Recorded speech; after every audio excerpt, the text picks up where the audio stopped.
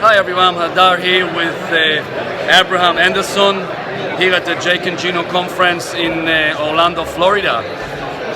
Abraham is an investor that I met quite a few years ago, and he started interested in multifamily apartment building but find his own niche, and now he's investing in mobile home parks and doing really well, being a relatively young fella, amassing a large portfolio.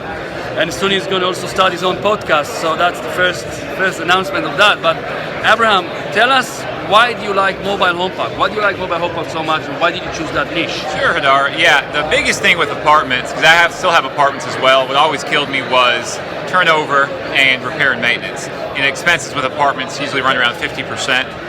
And about every 2 years people move out. With mobile home parks, if it's city utilities, where they pay expenses are usually about 30%. So it's a lot less. And people almost never move out. The average person that owns their home stays 13 years versus 2 with apartments. So I love that.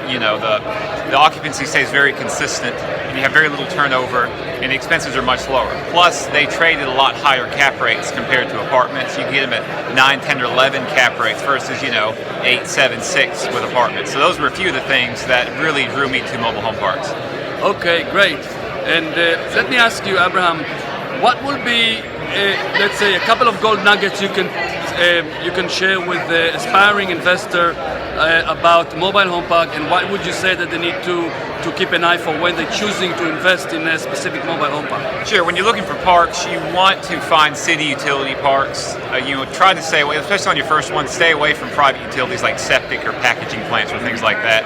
The other big thing that you'll get killed on when you look at all these deals on LoopNet and everything else is be careful of, because they'll add the rent from the homes. The owner will own the homes and rent them out, and they'll add that in like a cap rate. So it makes the $3,000 mobile home look like it's worth $30,000. Right. So you want to base the valuations just on the lot rent only. Take the lot rent, separate it from the home rent, and then do your valuations based on that. That's the 2 big tips with looking at parks when you're starting out.